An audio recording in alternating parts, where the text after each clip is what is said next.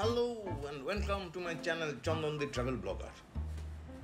অনেক দিন পরে আবার একটা নতুন সিরিজ নিয়ে আপনাদের সামনে হাজির। একটা নতুন বানানোর গল্প আপনাদের সামনে তুলে ধরব। ছবি দেখে বুঝতে পারছেন বোম্বে চলে এসেছি। তবে Taj hotel, Bandra sea beach, Juhu beach এসব দেখাবো না। একটা মোস্ট আন্ডাররেটেড একটা জায়গা দেখাবো। এবারে আমার বোম্বে সফরে সেই জার্নিটাই হবে, সেই জায়গাটাই হবে একটা অন্য রকমের একটা বোম্বে আপনাদের সামনে তুলে ধরবো, যেটা একদম বোম্বের হার্টের মধ্যে উপস্থিত, অথচ বেশিরভাগ মানুষই সেখানে গিয়ে পৌঁছায় না, সেটা দেখে না। আর খুব কম সংখ্যক ব্লগারের কাছে সেই ব্লগটা দেখতে পাওয়া যায়। এতই আন্ডাররেটেড একটা ট্যুরিস্ট স্পট, অথচ আমার চোখে দারুণ সুন্দর লেগেছে, মনোরম লেগেছে এবং মনে হয়েছে বাংলায় এটা আপনাদের সামনে উপস্থাপনা করা আমার প্রয়োজন আছে। আসুন সবাই একসাথে মিলে সেই জায়গাটা দেখি, সেই জায়গার গল্প শুনি, ইতিহাস দেখি এবং জায়গাটা কেমন সেটা সবাই মিলে উপভোগ করি। ভালো লাগলে আমার এই চ্যানেল লাইক করবেন, শেয়ার করবেন এবং কমেন্ট করবেন। আজ আমরা পৌঁছে গেছি Sanjay Gandhi national park.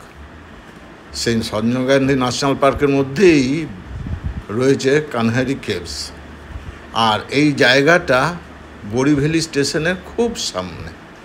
CST থেকে ট্রেন ধরে সোজা বড়িভ্যালি স্টেশনে চলে আসুন এবং সেখান থেকে অটো নিয়ে পৌঁছে যান এখানে। ভিড়টা দেখুন, কি সাংঘাতিক ভিড়, বাপরে বাপ! একবারে লোক ভর্তি, থই থই করছে, চারিদিকে লোক থই থই করছে। আজকে শনিবার, সেই জন্য অবশ্য ভিড়টা আর একটু বেশি, আদারওয়াইজ এতটা ভিড় হওয়ার কথা ছিল না। আর আগে সানি ওয়েদার রয়েছে, সেই জন্যই আরও ভিড়টা বেশি লাগছে। একে শনিবার, তাই 21শে জুলাই বিশ্ব যোগা দিবস। লোককে লোকারণ্য, চারিদিকে থই থই করছে লোক। আমরাও এই ভিড়ের মধ্যে সামিল হলাম, টিকিট কাটলাম এবং এগিয়ে চললাম কানহারি কেভসের দিকে। এবারে এই জার্নিতে আমার সঙ্গে আছে আমার ভাইপো ক্রিস, তাকে নিয়েই এগিয়ে চললাম। টিকিট কাটার পর্ব শেষ, এবারে একটা গাড়ি নেব আর এগিয়ে চলব। হ্যাঁ, টিকিটের দাম কত? 100 টাকা পার হেড। এরপরে গাড়ি নিয়ে আমরা কানহারি কেভসের দিকে এগিয়ে যাব। এটাই হচ্ছে আজকে আমাদের জার্নি। 1300 টাকা দিয়ে একটা গাড়ি ভাড়া করলাম, মারুতি গাড়ি। আমরা সেই গাড়ি করে কেভসের অভিমুখে রওনা দিলাম। পথে সাইট সিইং করছিলাম। রাস্তার ধারে অনেক লোক হেঁটে চলেছে, সেই সব দেখতে দেখতে। অনেকে সাইকেলে যাচ্ছে, অনেকে হেঁটে যাচ্ছে, এইভাবেই সব চলছে। সেগুলো দেখতে দেখতে আমরা এগিয়ে চললাম।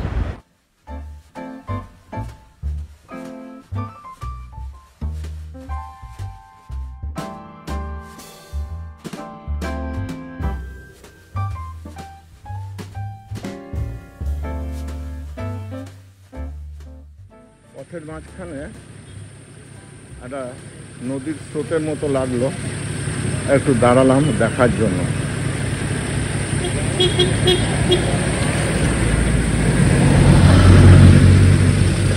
জলটা একদম ক্রিস্টাল ক্লিয়ার, পুরো নিচ অবধি দেখা যাচ্ছে জলের, মাটি পাথর সব দেখা যাচ্ছে।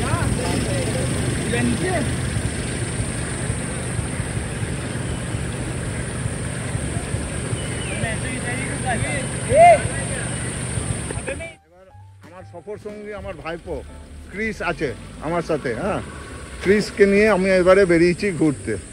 হ্যাঁ, আজকের ট্রিপটা আমি ক্রিসের সাথে করব। ইন্টারন্যাশনাল যোগা ডেতে এখানে অনেকেই যোগা করছে। Not bad, very good ambience yoga করার জন্য। সবাই যোগা করছে।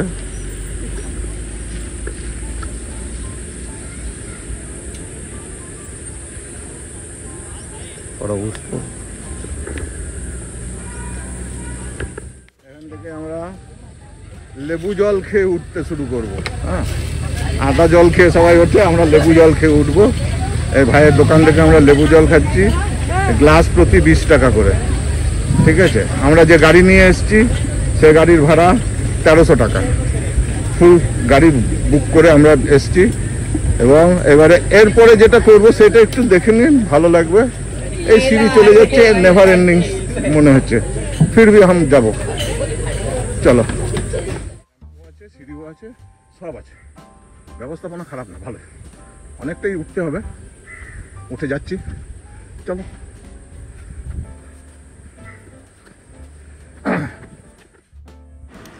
গুহার ম্যাপ এখানে দেওয়া রয়েছে।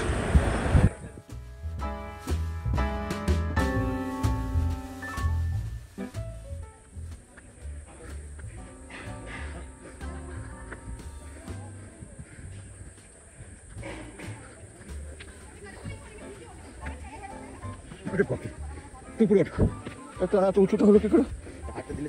না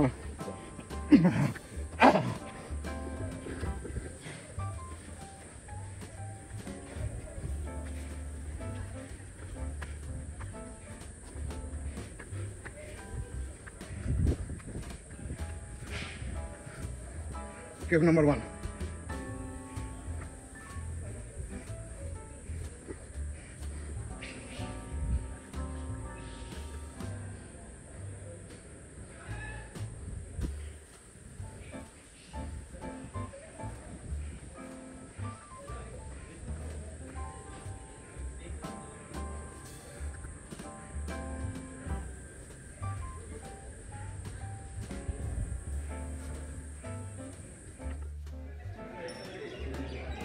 অনেক বড় কেভ, মোস্ট প্রবাবলি এটা একটা কনফারেন্স হল টাইপের কিছু হবে, ছিল।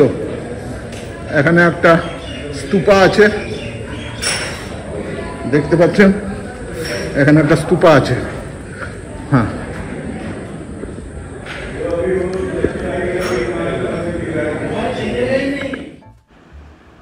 ভাবতেও অবাক লাগছে, 2500 খ্রিস্টপূর্ব এত সুন্দর কারুকার্য বুদ্ধিস্ট মঙ্করা করেছিলেন। অবাক লাগছে। 2500 BCর এই কেভ, বুদ্ধিস্ট কেভ, আমার মন কেড়ে নিয়েছে।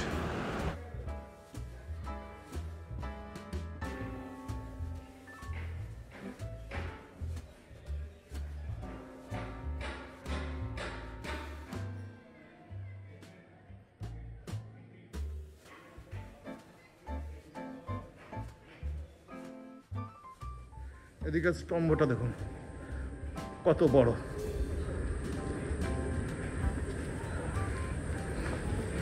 হ্যাঁ, এটা তো মনে হচ্ছে মাঝখানে নাগ দেবতার কোনো একটা রূপ। যারা দেখবেন মূর্তিগুলো সম্পর্কে যদি কোনো নলেজ থাকে আপনাদের, কমেন্ট বক্সে কমেন্ট করে জানাবেন। আমি তো অত চিনিও না, বুঝিও না। আপনারা দেখুন, যদি কমেন্ট করতে পারেন খুব ভালো লাগবে। এই অপসংস্কৃতির আর একটা লক্ষণ পাওয়া গেছে।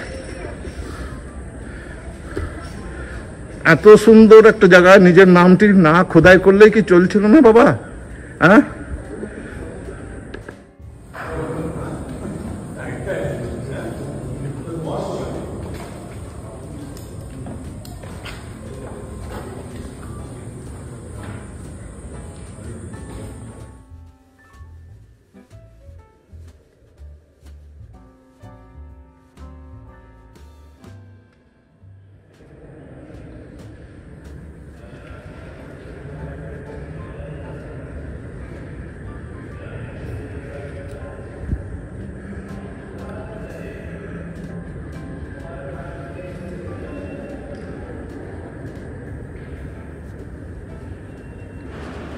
প্রেয়ার হল, এখানে নিশ্চুপে সব দেখাই ভিডিও।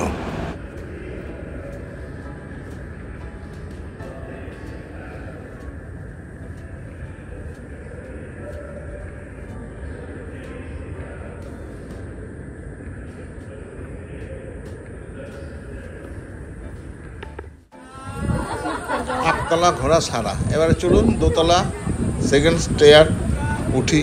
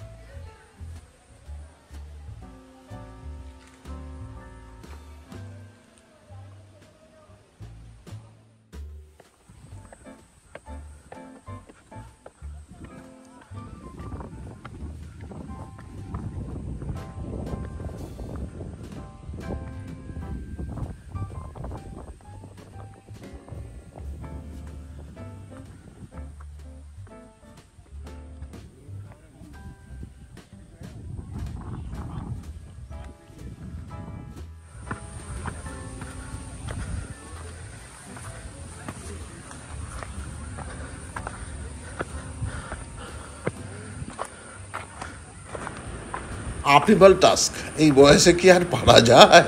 তবু চলুন দেখি কতটা পারি।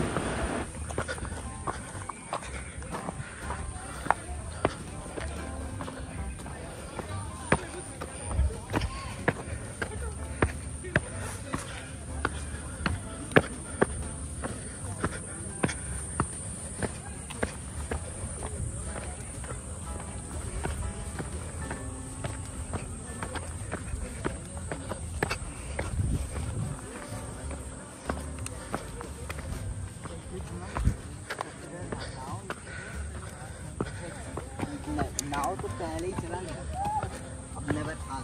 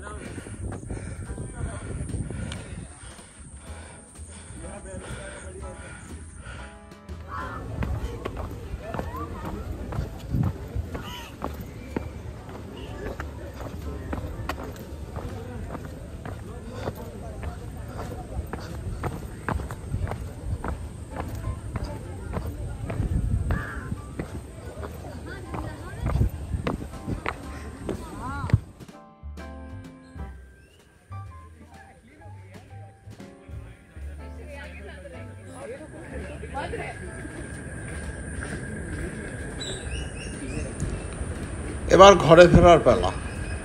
ফেরার পথে জঙ্গলের মাঝে একটা হরিণের বাচ্চাকে দেখতে পেলাম, একটুক্ষণ দাঁড়ালাম, এরপরে ধীরে ধীরে ঘরে ফিরে এলাম।